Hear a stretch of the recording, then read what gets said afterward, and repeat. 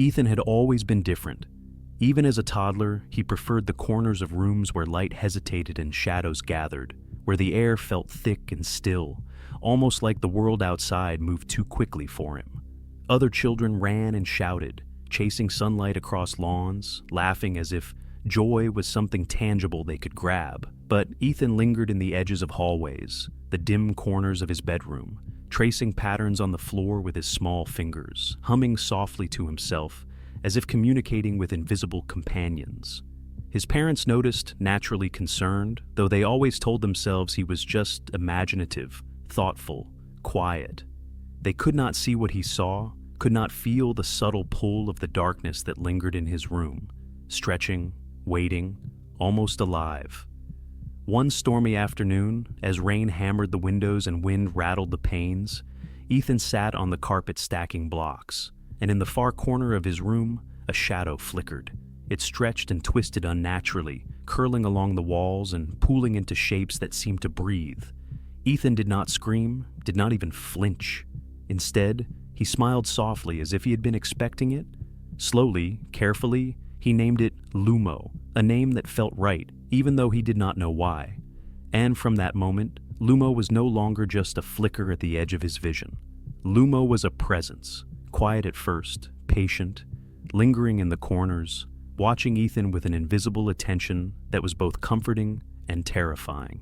At night, Ethan would lie in bed, and Lumo would stretch along the shadows of the ceiling, edges flickering like smoke, silent yet present, filling the room with a weight that made Ethan shiver even as he felt calm. The first subtle changes began almost immediately. Blocks moved when Ethan wasn't looking. Small scratches appeared on walls and furniture, curling delicately, faintly, like letters written by some unseen hand. Drawings Ethan made began to change. Stick figures became hollow-eyed forms, stretching unnaturally, looming over smaller figures. And Ethan would explain softly that these were Lumo's friends, though his parents only saw distorted images of ink and pencil on paper. He began sleepwalking, wandering into hallways, and even outside the house at night, calling softly for Lumo, whispering secrets to corners where no one else could see. Shadows pooled in unnatural patterns, stretching along walls, bending around corners, pressing toward him with impossible angles. Ethan's parents grew worried. They tried to intervene, leaving lights on in the hallways, blocking his bedroom door, watching anxiously. But Lumo seemed always one step ahead, patient, invisible, bending the room to its will. Over weeks and months, Lumo became bolder. He pressed closer, more defined.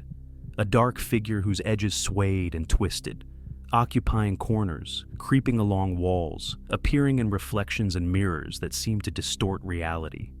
The boy could feel Lumo in his mind, whispering thoughts, ideas, subtle suggestions that he could not resist.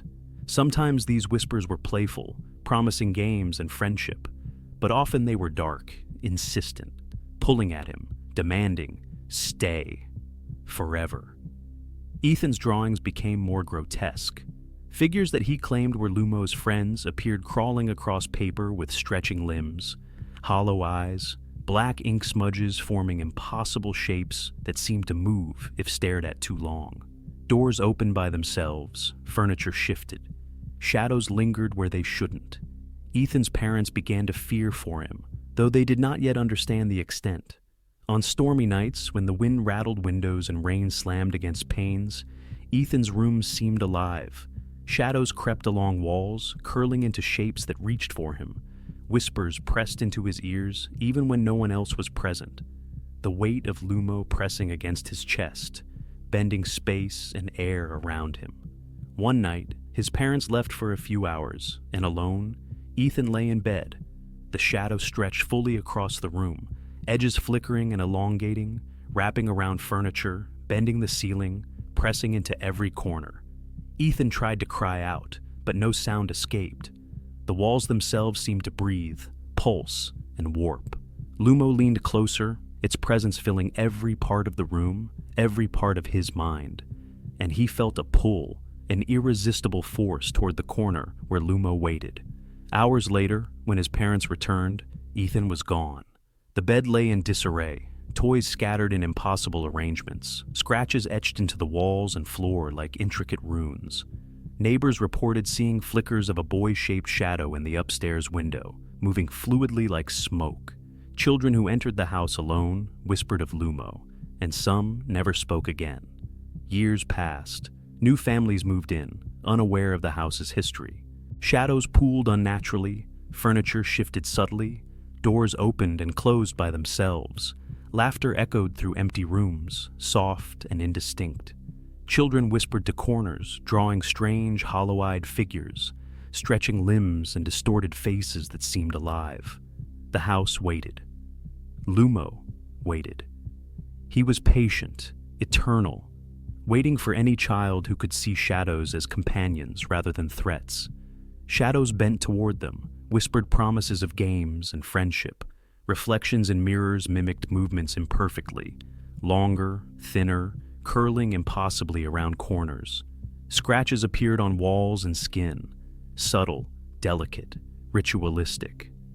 Neighbors who looked into windows during stormy nights sometimes reported seeing a pale boy in the corner, eyes hollow, lips moving silently, shadows flickering like liquid smoke stretching impossibly, faint laughter and whispers urging children to stay. Lumo claimed them all, bending rooms, warping reality, whispering promises that ended in eternity. Every child he absorbed left traces, scratches on walls, black streaks in corners, subtle distortions in furniture or floor patterns, proof of his presence. The house itself became Lumo, alive and patient, waiting for anyone who saw darkness not as fear, but as a friend. Children entering alone sometimes glimpsed the pale, hollow-eyed boy, trapped victims lingering silently in corners, warning or perhaps inviting the next child. And always, Lumo stretched behind them, smiling, patient, eternal, waiting for the next brave soul, whispering to their minds, pressing ideas and promises, bending space, bending perception, bending the very air, until the child too vanished, drawn fully into the corner, absorbed into the darkness where Lumo resided, forever waiting, forever patient. The friend who never left. The shadow who claimed all who dared to call darkness their companion. And Ethan, pale, silent, smiling faintly, remained in the corner of the window on stormy nights, beckoning the next child, whispering, "Come play with me." And the game began anew, endless, eternal, unstoppable, unseen but everywhere, always waiting. If this gave you chills, don't forget to like the video and subscribe for more terrifying encounters.